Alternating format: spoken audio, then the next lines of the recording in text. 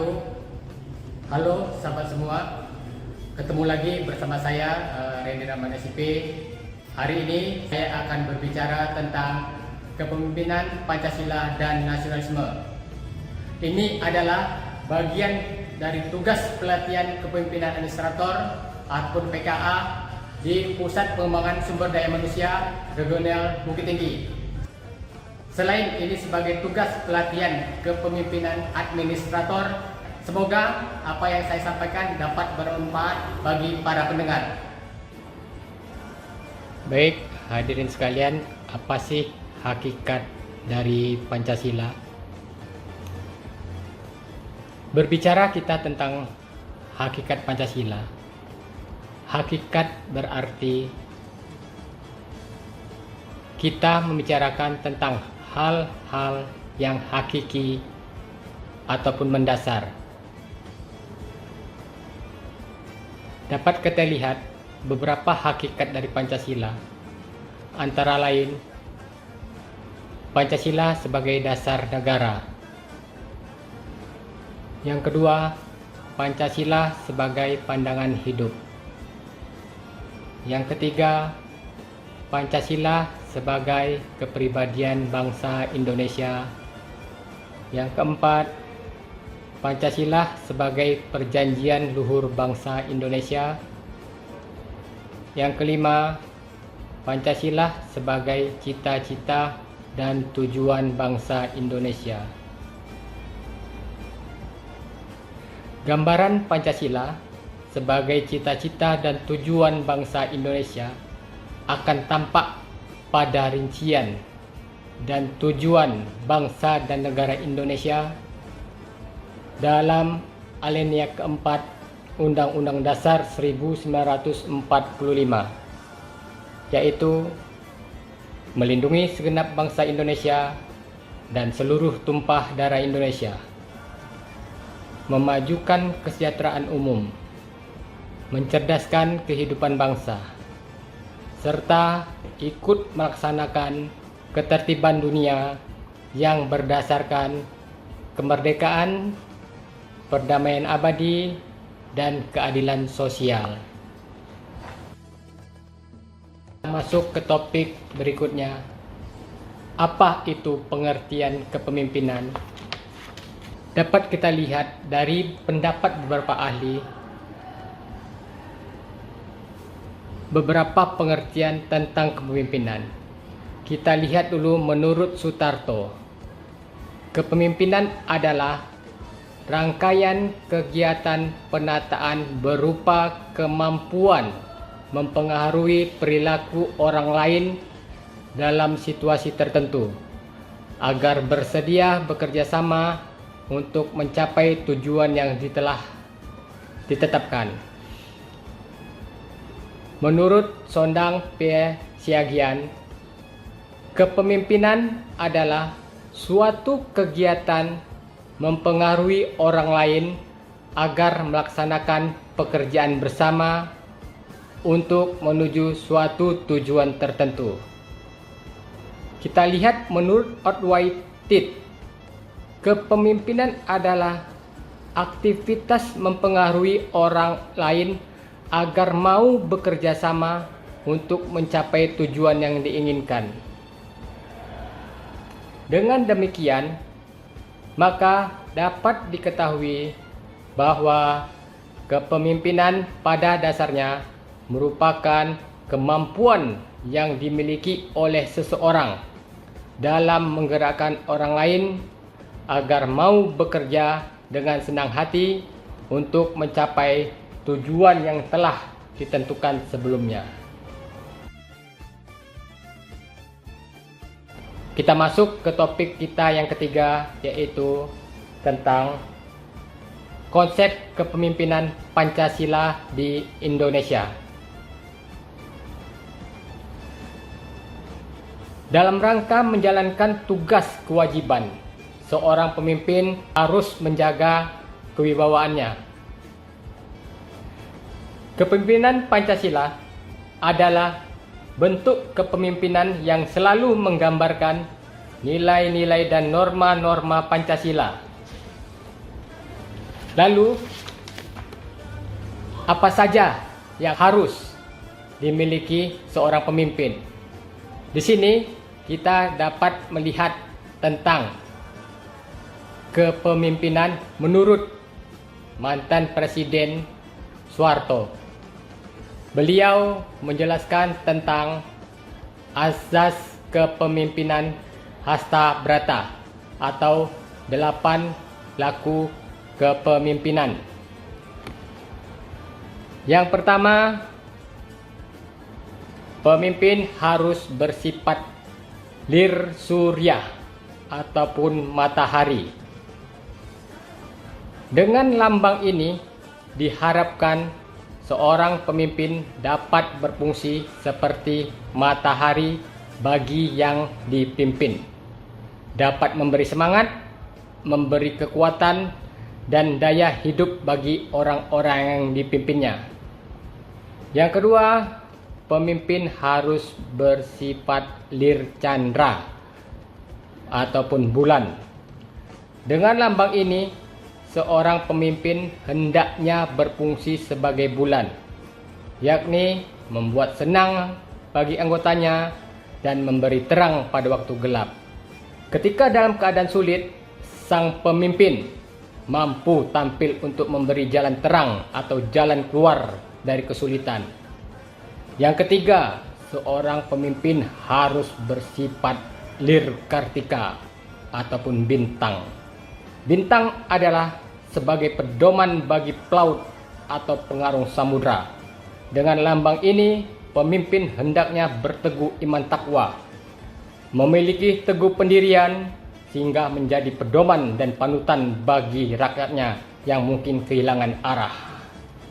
Yang keempat yang harus dimiliki oleh seorang pemimpin adalah lir samirana atau bersifat angin. Dengan lambang ini diharapkan seorang pemimpin bersifat seperti angin, teliti, tidak mudah dihasut. Dia harus manjing ajur ajer, bergaul dengan rakyat lapisan manapun guna mencari masukan untuk menetapkan kebijakan dan keputusan. Yang kelima, harus bersifat lir mega mendung ataupun awan hujan. Mendung memberikan kesan menakutkan, tapi apabila hujan turun akan bermanfaat bagi bumi. Dengan lambang ini diharapkan pemimpin dapat tampil berwibawa, namun keputusan dan kebijakan yang diambilnya hendaknya bermanfaat bagi yang dipimpinnya. Keenam, bersifat lir dahana ataupun bersifat api. Dengan lambang ini diharapkan seorang pemimpin tegas dan keras seperti api dalam menegakkan disiplin dan keadilan. Yang ketujuh, bersifat lir samudra ataupun laut atau samudra.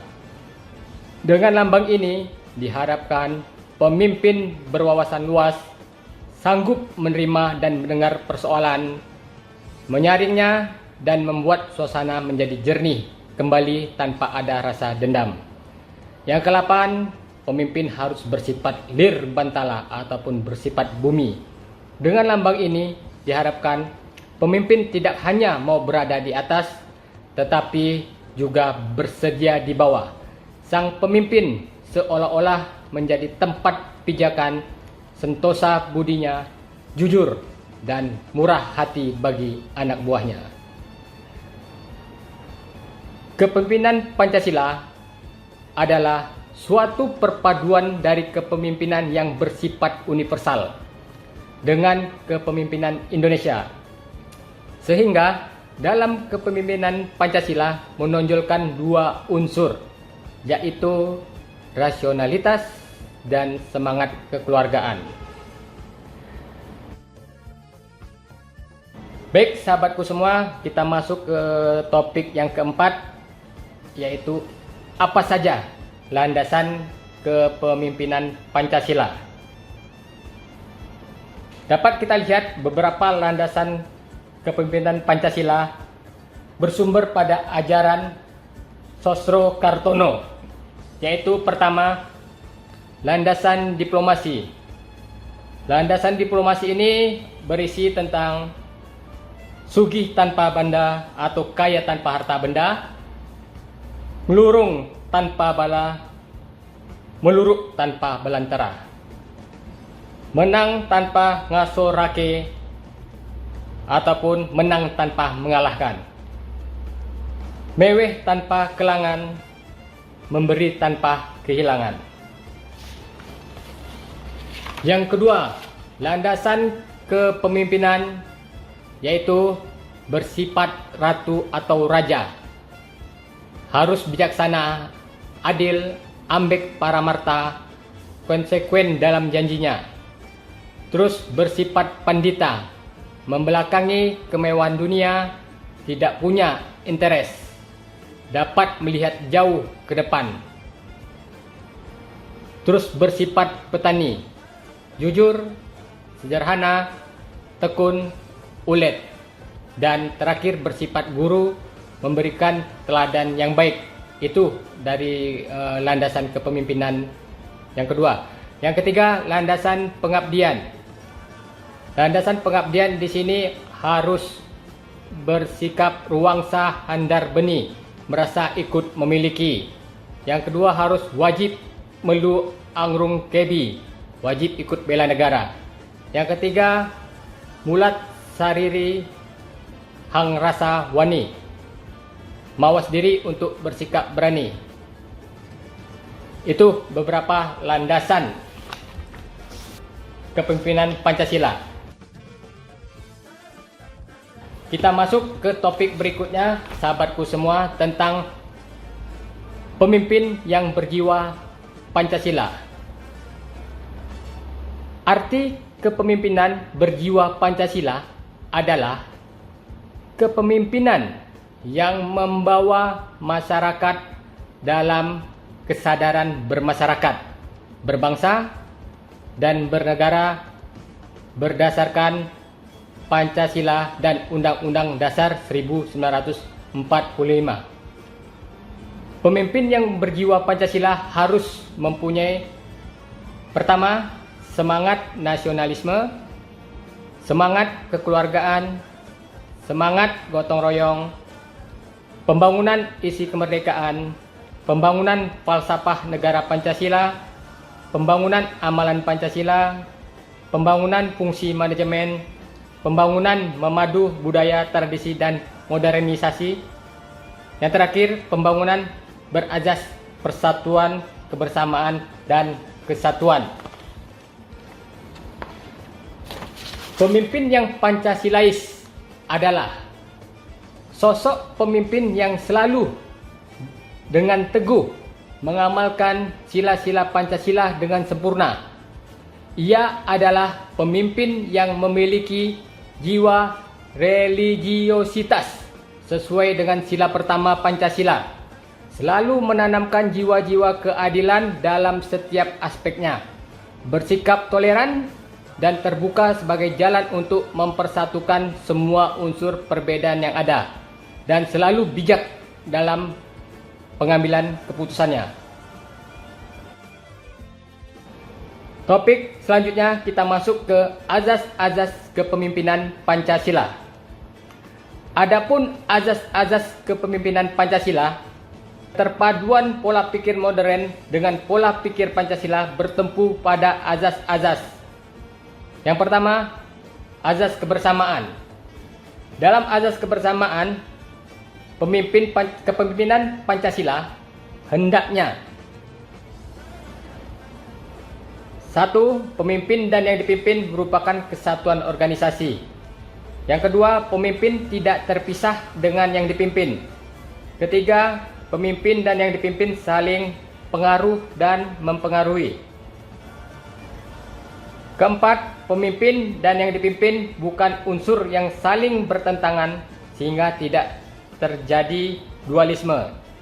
Kelima, masing-masing unsur yang terlibat dalam kegiatan mempunyai tempat dan kewajiban hidup sendiri-sendiri dan merupakan suatu golongan yang paling kuat tapi juga tidak menganggap kepentingan seseorang sebagai pusat.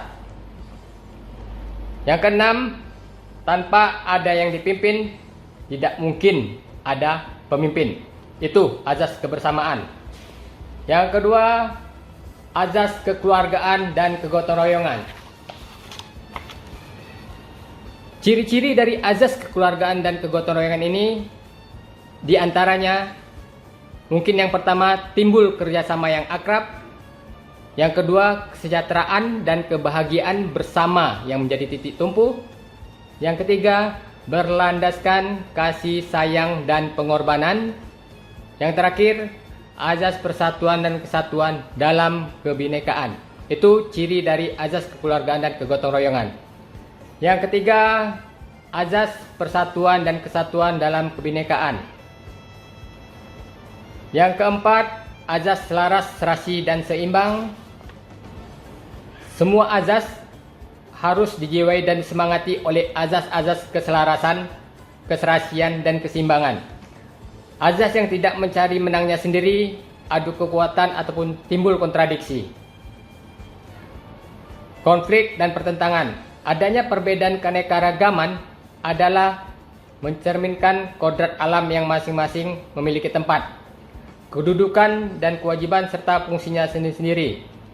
Dengan adanya berbagai warna seperti biru, hijau, merah, kuning, jingga, dan sebagainya akan memberikan kesan yang indah apabila tersusun secara tepat.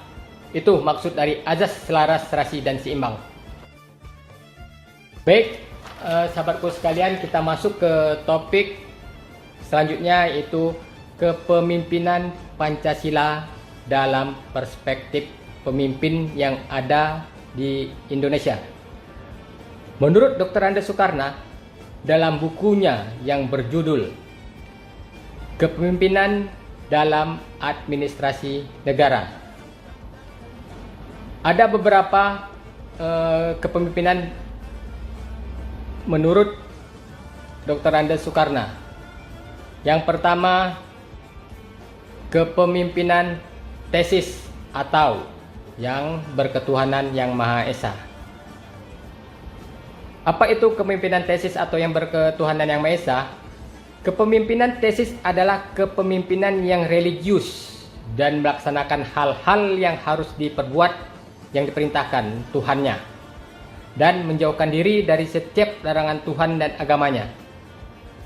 Kepemimpinan ini didasarkan pada sila pertama, yaitu ketuhanan yang Maha Esa. Yang kedua, menurut Soekarno, yaitu kepemimpinan yang humanis. Kepemimpinan model ini berdasarkan sila kedua Pancasila, yaitu kemanusiaan yang adil dan beradab.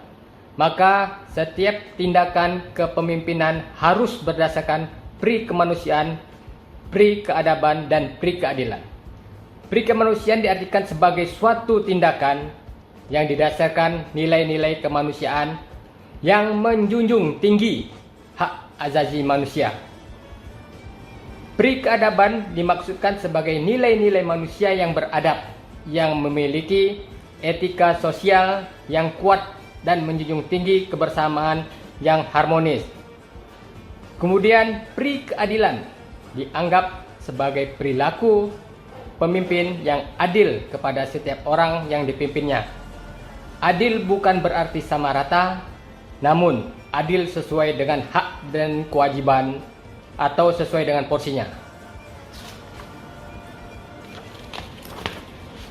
Yang ketiga, menurut Soekarno, kepemimpinan yang unitaris atau nasionalis. Kepemimpinan yang mengacu pada sila ketiga ini yaitu persatuan Indonesia. Tidak boleh melepaskan diri dari nasionalisme yang sehat. Nasionalisme diartikan sebagai kesetiaan tertinggi dari setiap individu ditujukan kepada kepribadian bangsa. Yang keempat, kepemimpinan demokratis. Kepemimpinan ini mengacu pada sila keempat, yaitu kerakyatan yang dipimpin oleh hikmat kebijaksanaan dalam pemusyawaratan perwakilan. atau dengan kata lain adalah kepemimpinan demokratis Pancasila. Adapun ciri-ciri kepemimpinan yang demokratis menurut Dr. Soekarno adalah A. Kepemimpinan administratif, tunduk dan taat kepada kehendak serta aspirasi rakyat di dalam segala bidang baik yang menyangkut politik, ekonomi, sosial, dan budaya.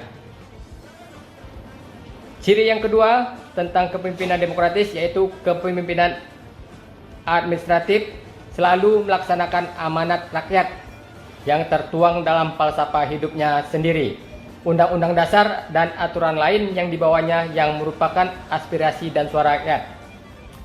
Yang ketiga, kepemimpinan demokratis selalu menjunjung tinggi falsafah ambek paramarta, yaitu mendahulukan kepentingan umum di atas kepentingan pribadi, bukan otoriter ataupun tirani.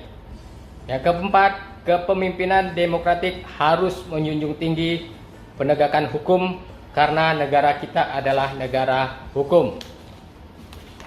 Yang kelima, kepemimpinan administrasi mempunyai kewajiban untuk menegakkan HAM.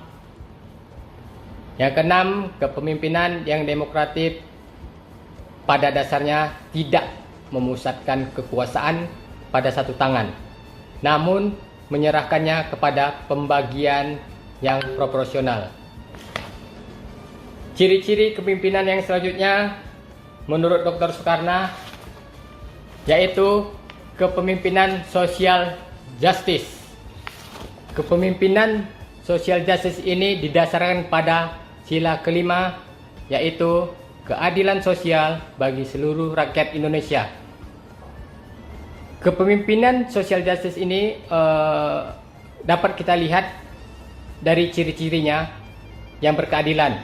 Menurut Soekarno yaitu 1. Kepemimpinan selalu mendahulukan kepentingan orang yang mengikutinya atau kepentingan umum di atas kepentingan pribadi atau kelompok. Yang kedua, tidak bersifat nepotisme atau mendahulukan orang-orang terdekat dalam setiap pengambilan keputusan. Yang ketiga, mampu menegakkan keadilan. Yang keempat, tidak mungkin mewujudkan keadilan sosial jika dalam suatu negara atau suatu organisasi yang pemimpinnya menganut paham otoriterisme, karena dalam konsep otoriterisme tidak mengenal keadilan model ini. Yang kelima, menempatkan pengikutnya di atas segalanya karena dia sebagai pelayan pengikutnya.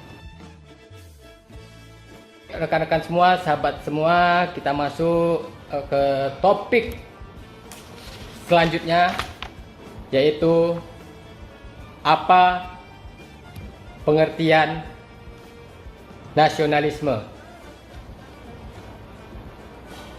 Nasionalisme adalah paham kebangsaan yang memiliki arti semangat dan kesadaran cinta terhadap tanah air, memelihara kehormatan bangsa, memiliki kebanggaan sebagai penduduk bangsa, serta memiliki rasa solidaritas terhadap sesama bangsa dan negara.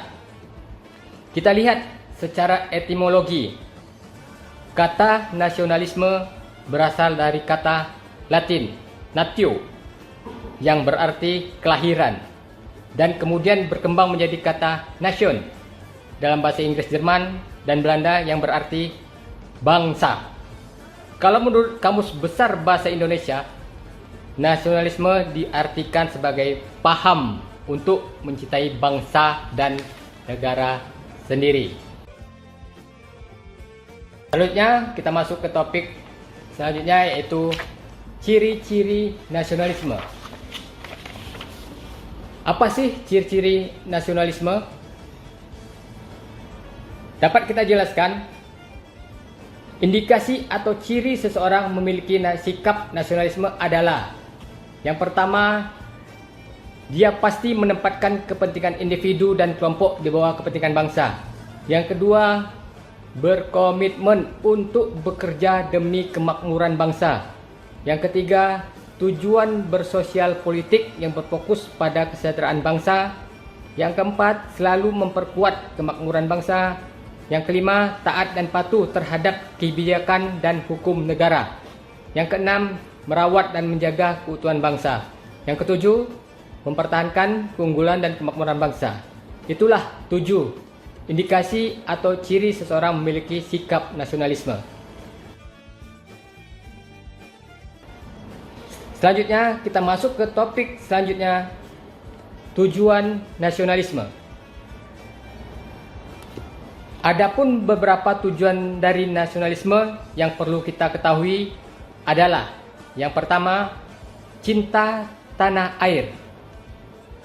Membangun rasa cinta yang mendalam terhadap tanah air. Yang kedua, rela berkorban. Kita harus bersedia berkorban demi kepentingan negara dan bangsa. Yang ketiga, menempatkan kepentingan bangsa. Kita prioritaskan kepentingan bangsa dan negara di atas kepentingan pribadi atau kelompok. Yang keempat, memajukan persatuan dan kesatuan. Mendorong persatuan dan kesatuan dalam keragaman bangsa. Yang kelima, kebanggaan kebangsaan. Kita membangun rasa bangga menjadi bagian dari suatu bangsa dan menjaga ketertiban dunia. Yang keenam, Bhinneka Tunggal Ika. Mendorong persatuan Indonesia dengan tetap menghormati keragaman budaya dan agama. Kita masuk ke topik berikutnya, penerapan nasionalisme. Menurut Mustofa Dijajah mengemukakan bahwa kepemimpinan nasional merupakan sistem kepemimpinan dalam rangka penyelenggaraan negara dan pembangunan bangsa yang meliputi berbagai unsur dan struktur kelembagaan serta berkembang dalam kehidupan pemerintahan negara dan masyarakat. Dapat kita lihat beberapa contoh penerapan nasionalisme yang ada di tanah air kita. Mungkin yang pertama, kita harus memilih produk-produk dalam negeri dan mendukung industri lokal. Yang kedua, menjaga nama baik keluarga dan bangsa.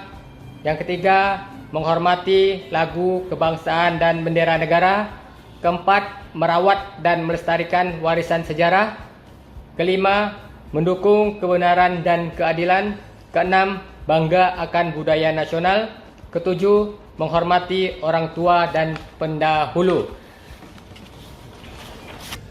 Baik, saudaraku sekalian, pemimpin yang baik adalah pemimpin yang dapat membangun nilai dan norma bersama kelompok ataupun organisasi yang diayominya, di mana orang tersebut berkiprah dalam sebuah kehidupan bermasyarakat. Selalu muncul seorang pemimpin yang dapat mempengaruhi dan mengarahkan perilaku anggota ke arah tujuan tertentu. Begitu juga dalam lembaga pendidikan, selalu memunculkan seorang pemimpin yang mampu menggerakkan dan mempengaruhi anggotanya sebagai wakil sekaligus panutan dari anggotanya tersebut dalam hubungannya dengan pihak luar. Dalam usaha memenuhi harapan, pemimpin menggunakan segala kemampuan yang dimiliki dan memanfaatkan lingkungan serta potensi dalam organisasi yang dikelola guna memajukan serta memberdayakan organisasi. Maka seorang pemimpin dalam organisasi harus mendasarkan setiap langkahnya pada nilai serta memahami nilai tersebut secara mendalam. Jangan lupa di like, subscribe, dan